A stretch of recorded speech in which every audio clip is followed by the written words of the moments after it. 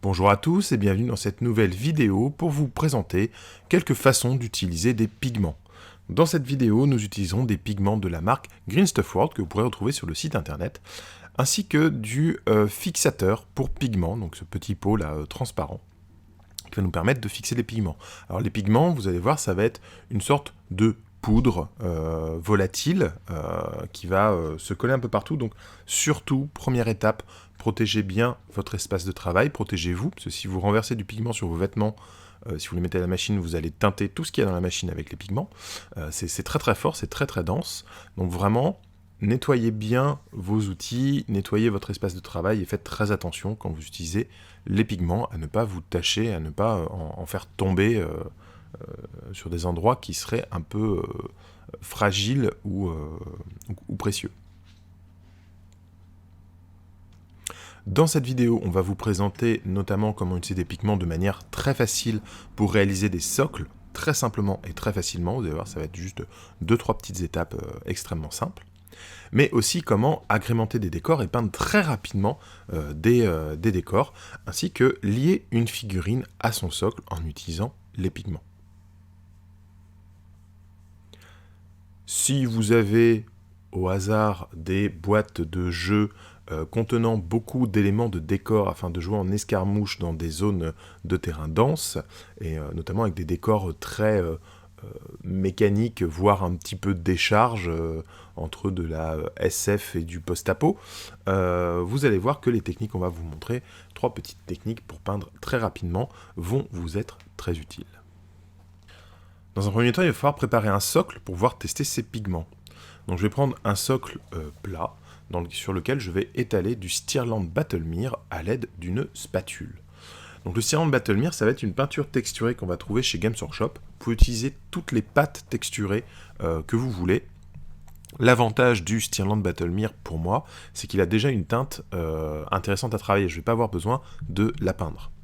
Donc on va être sur un brun foncé, légèrement désaturé, que je vais pouvoir traiter directement une fois sec. Donc c'est l'avantage de ces peintures texturées de Games Workshop, c'est qu'il y a la couleur dont on peut avoir besoin pour faire les socles, pas besoin de repeindre derrière, ça permet d'économiser une étape de travail. On laisse bien sécher, et on va revenir avec une couleur ivoire blanc cassé. Donc là, selon la marque que vous utilisez, on va vous proposer, par exemple, chez Vallejo, on va avoir de l'ivoire, chez Army Painter, on va vous proposer du Brain Matter beige, ou chez Citadel, on va prendre du Racerbone. Et je vais simplement brosser le socle pour faire ressortir tout le relief. J'ai préparé plein de socles comme ça, et maintenant on va utiliser des pigments. Donc là je vais faire plusieurs façons de déposer les pigments. Donc j'ai toujours le même pinceau que j'utilise pour déposer les pigments.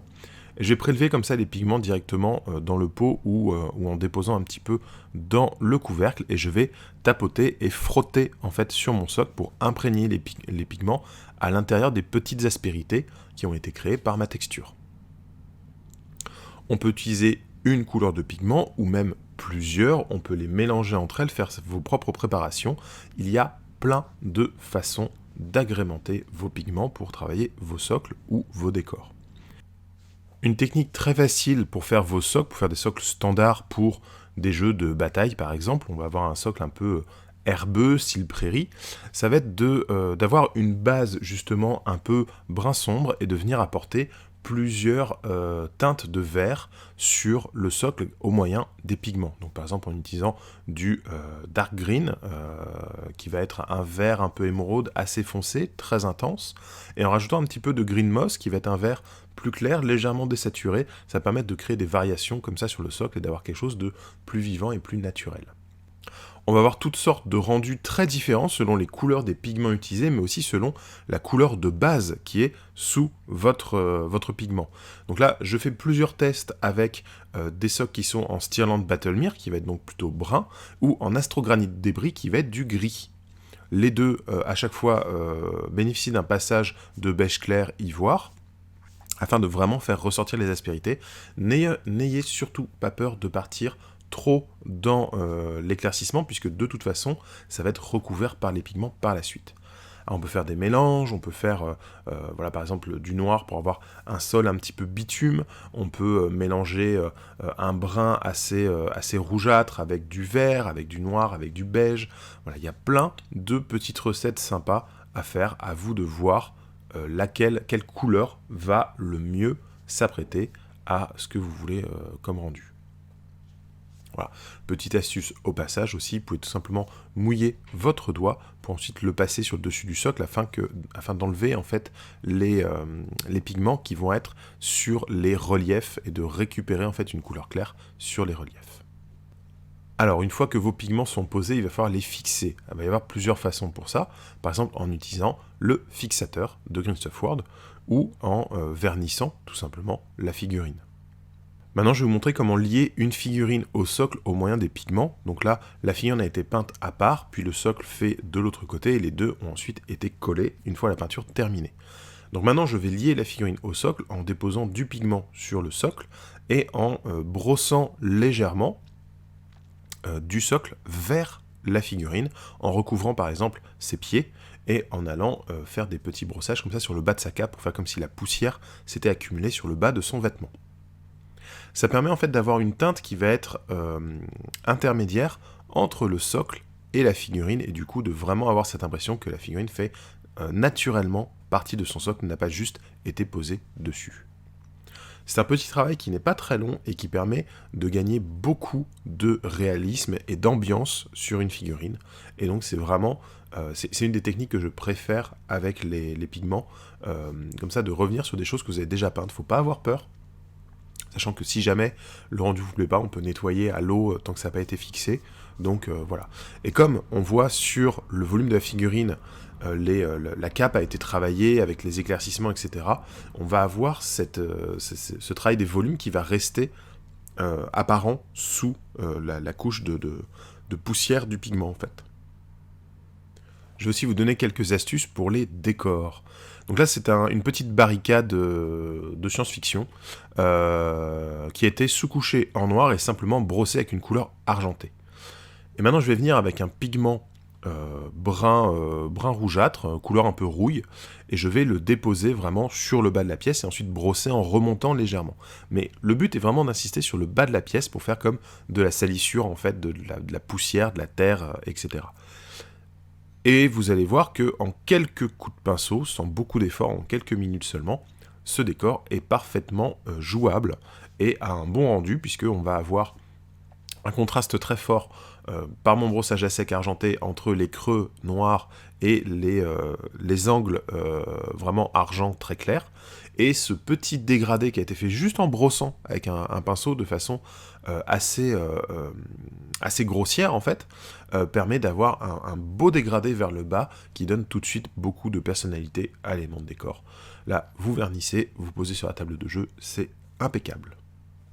Alors, autre petite astuce, je vais mélanger directement mon pigment avec le fixateur afin d'avoir une consistance liquide. Je vais me rajouter un petit peu d'eau dedans, à peu près 50-50 d'eau dans le mélange, pour avoir une sorte de jus qui va être un jus de rouille. Voilà, j'ai quelque chose qui est très fluide, comme vous pouvez le voir. Et là, je vais prendre mon élément de décor qui est simplement sous-couché en noir et je vais le badigeonner de ce jus rouille, ce jus de pigment. Grâce à l'eau, il est suffisamment liquide pour pouvoir bien se répartir, couler naturellement dans les creux, couler naturellement vers le bas aussi, puisque je vais le laisser sécher en position debout. Et comme c'est très liquide, ça va aussi se concentrer autour des détails, donc autour des vis, dans les creux, etc. On va laisser sécher tranquillement, c'est un petit peu long à laisser sécher, mais ça vaut le coup, c'est très rapide à exécuter, on laisse sécher tranquillement derrière. Et en fait, ça va déjà se matifier en séchant, puisque c'est du pigment, le rendu est très très mat. Et comme vous avez utilisé du fixateur directement dans le mélange, normalement ça ne partira pas, c'est bien fixé.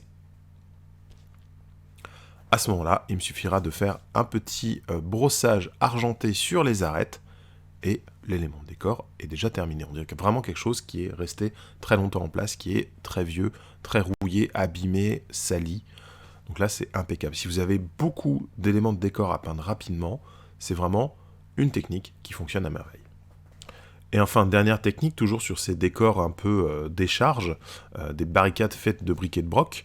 Là, l'entièreté du décor a été sous-couchée en noir et brossée en argenté, puis certains détails ont été repassés simplement avec de la contraste pour donner des teintes différentes de métaux.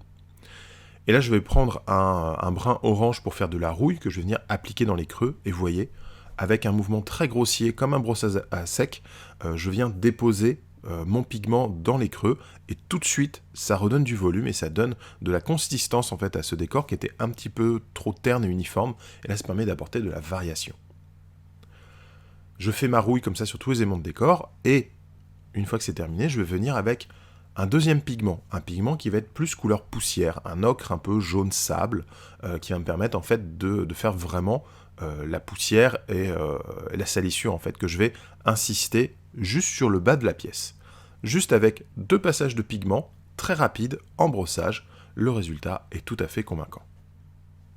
Et voilà les éléments de décor terminés, il n'y a pas eu de retouches hors caméra, là ils sont tels quels.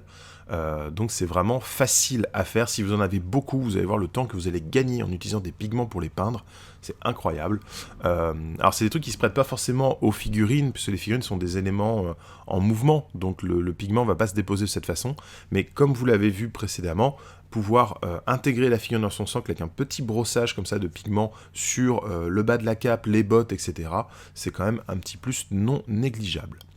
Là, les décors ont été peints très rapidement, s'intègrent très bien à une table de jeu dans un environnement comme ça un petit peu décharge. C'est vraiment le thème de ces décors-là, j'ai envie de dire. Donc c'est impeccable. Moi, je suis très satisfait du rendu par rapport au temps passé. C'est quelques minutes de travail à peine, sachant qu'on peut vraiment utiliser ces techniques pour faire de la peinture en série. Donc si vous avez beaucoup d'éléments de décor, c'est parfaitement viable. Voilà, j'espère que cette petite vidéo découverte sur les pigments vous aura plu.